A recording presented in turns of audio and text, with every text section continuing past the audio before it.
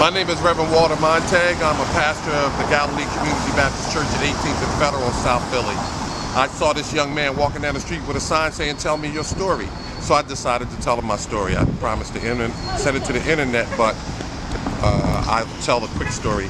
I was a person living my life doing anything and everything I wanted to do. I did have Christian training as a young man, ran away from church and ran away from God.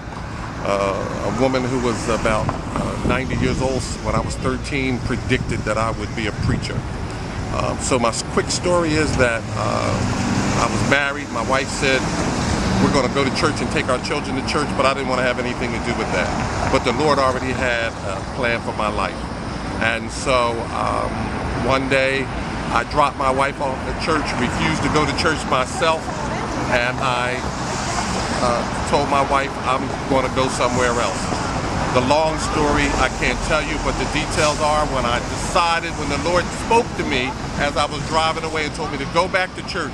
And when I went back to church, I couldn't get in the door. I put my hand out to touch the knob of the door, and it wouldn't allow me to turn the knob of the door. I tried it again and again. I had to get a grip on myself to see if it really happened. I knew something spiritual was going on. I had rejected Jesus, rejected God. I put my hand out again. It didn't work. I did it about 20 times.